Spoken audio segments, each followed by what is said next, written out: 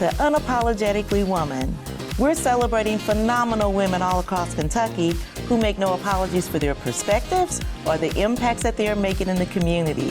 Today we're celebrating Dr. Tiffany Wheeler. Tiffany is an auntie, Associate Dean for Academic Affairs, and Associate Professor of Education at Transylvania University.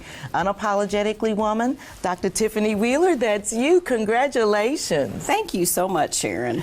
So, if you weren't here right now, I bet on the way driving over here, you had the Hamilton blasting on the radio. Tell me what that looks like. Well, it's pretty funny. I know a lot of times musicals kind of get a bad name sometimes, but I've always really enjoyed musicals because I like music. And I like to sing. I'm not that great of a singer, but I do enjoy singing. And it was something about the Hamilton soundtrack, just especially with the educator in me, all the history behind it.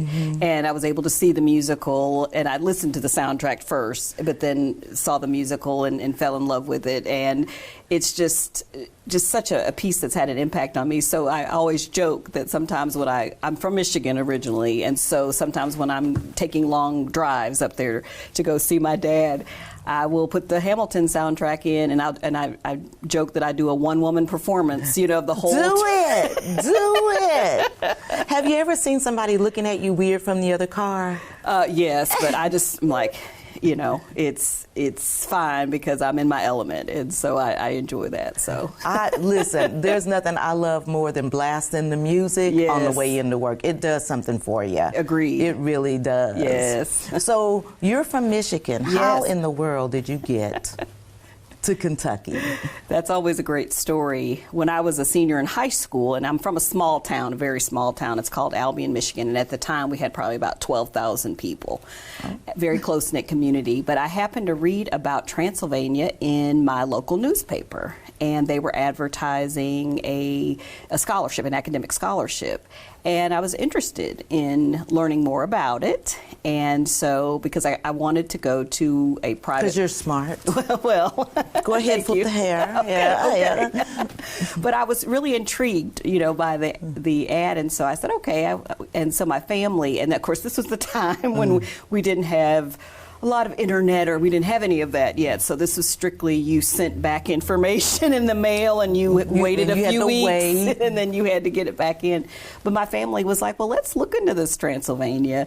And so I sent for more information and then applied for their full base merit, or their full merit scholarship they had at the time. It was called the Thomas Jefferson Scholarship at the time, and then it later was renamed the William T. Young Scholarship because of William T. Young and all of his...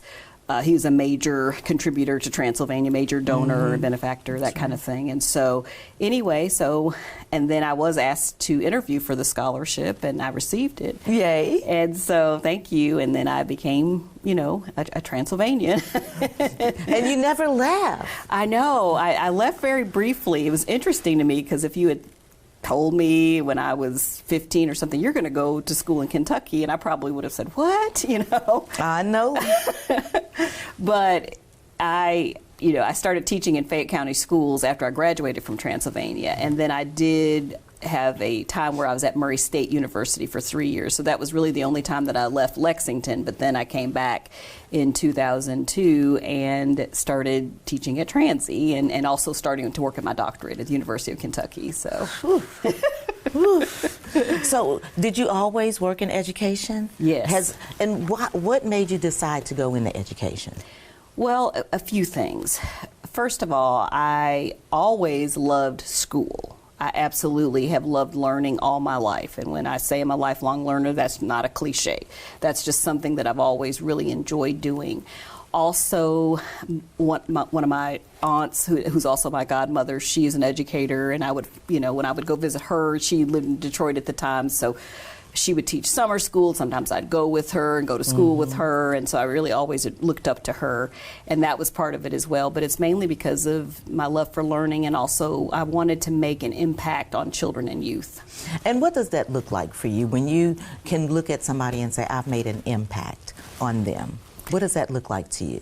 Well, just for example, I got a note from a student, a text the other day from a student said, Dr. Wheeler, I was just thinking about you, and I wanted to give you an update about what's going on, and I thought you'd be happy to know this. And she was telling me some things, and she said, I know you're really busy, and I know you support a lot of people, but I'd love to have dinner with you, because every once in a while we will, get together to catch up, because she's graduated a couple of years ago. And so just the fact that somebody, when you're is thinking about you, and you don't, and I had a great aunt who always says, you never know who is thinking about you. And I've had so many students at different times in my life to just call or text or email to say, hey, I remember, I was doing something in my classroom, and I thought of what you taught us, in your class, and all of that kind of thing. So you just never really know the impact of your actions, your words, what you've said to somebody, how you've encouraged someone. You just don't know how far-reaching that is. Well, and to be able and to make a connection with a student where they are with lots of students, where they feel like that they can come to you, even after they graduate, Yes. And provide an update. Yes. That speaks volumes to the relationships that you take time to build. Yes, and relationships are really important to me. And I talk to my students about that all the time, and usually toward the end of the term in any class that I teach. And I usually say something to the effect that your relationship with me has no expiration date. So please keep in touch. I love that. Thank you. And so I have a lot of students that I'm friends with, of course, on social media. Now, I won't be friends with them while we're in school, while they're in school. But as soon as, it's so funny because on graduation day, I usually start getting a lot of requests and that kind of thing. But yes, it's wonderful to stay connected with them and to see how they're doing in their lives, and seeing pictures of their kids, and all of that is just so rewarding. And so that's just been one of my greatest joys, is building those relationships. That's really what teaching and being an educator is all about. Obviously, yes, you need to know your content and all of that, but it's really about the relationship that you have with students, and that's what makes the difference. And so at Transy, you are a first. Yes. Talk to me about that. Yes, I've been a first in many ways at Transylvania. For a long time, I wasn't the first black professor there, but certainly for a time I was the only one. For many years, we actually have a couple that have come in the last couple of years, which has been really good. But I am the first black person, black woman in the dean's office. I currently serve as Associate Dean for Academic Affairs. Thank you. Thank you. Keep going, girl. I'm here for it all. Thank you so much. And I've been doing that since 2023, and that's been a very meaningful, good experience. And I'm very humbled, to be in that role, because I certainly pay tribute to those that have come before me and had to endure a lot of things, being the only black person at Transylvania. I think of Lula Morton Drews, who was the very first black student to matriculate at Transy in 1963, and she was from Lexington, and just to think about what it must have been like for her to come to campus and be literally the only one. And I've been certainly one of a few, and I was the only one in my class when I came to Transylvania. When I started, we had two other students who transferred in before I graduated. But yes, I've been in a lot of situations where I was the only one in a classroom, and then of course, as I've been an educator and have taught there, and now an administrator, a lot of times being the only one in a meeting, in a room, and that kind of thing. So. But it's, in a way, I'm wondering if it also feels a little special. In some ways, yes, because mainly I can provide a perspective that others may not have. And I do have a unique perspective because I am a Transylvania graduate, so I understand Transy as an institution and know a lot about its history and that kind of thing, but also what it means to be a black student there and a black professor there and now a black administrator. And so, like I said, I have some insights that others may not have. And so tell me about some of the other things, because you have done a zillion things at Transy. Well, yes, I have done quite a bit. Like I said, I'm also an education professor, and so I've taught several classes, of course, over the years, and also have observed student teachers and practicum students, you know, in the education field. So I still have I was a Fayette County teacher, of course, for 12 years before that, and so I have, you know, I've always had good connections with Fayette County Schools. It's a major partner, you know, with our program and that kind of thing. But at Transylvania, I've I've done a lot of things. I've served as the chair of the personnel committee. I've been the presiding officer of the faculty, the entire faculty, and had to lead entire faculty meetings. You have done so many things, but you've also been recognized so many times for the work that you've done. You have so many awards. How does that feel when you're being recognized and knowing, oh, the work that I'm doing is quality? Well, I mean, it feels good because a lot of times people don't get the recognition for what they do. And there's still many others who don't get recognized as widely as they should. But I have been thankful. One of my most coveted awards is the Distinguished Alumni Award that Transylvania gives. And that meant a lot to me when I received that in 2020. And yep, your eyes are lighting up when you talk about it. Yep.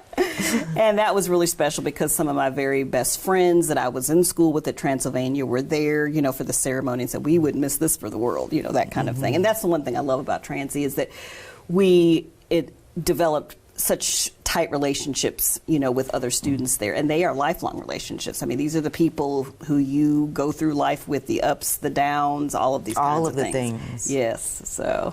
Well, I'm going to kick it to you for the last word to young girls, young women that are watching, heck, even young men that might be watching, who are looking to you and saying, I'd like to be like her someday. What kind of advice would you give them?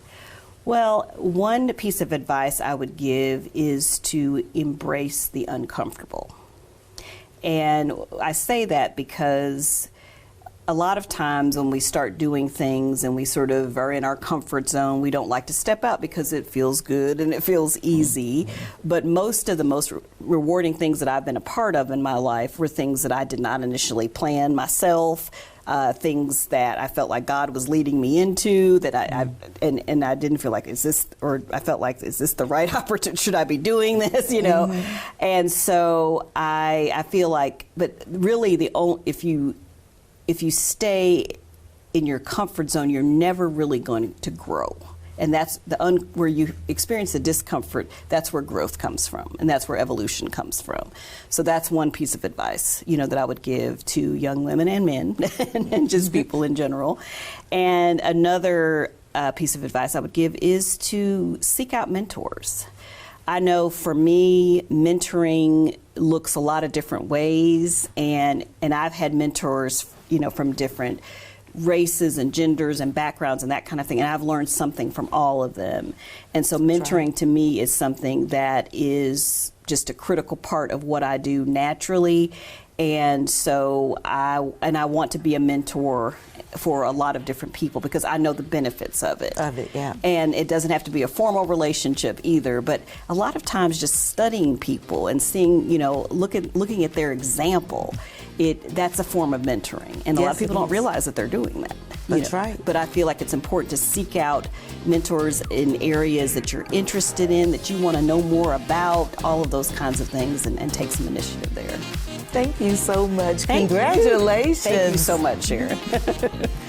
You guys continue to watch as we celebrate other phenomenal women, just like Dr. Tiffany Wheeler, who are doing great things in Kentucky. We'll see you soon on Unapologetically Woman.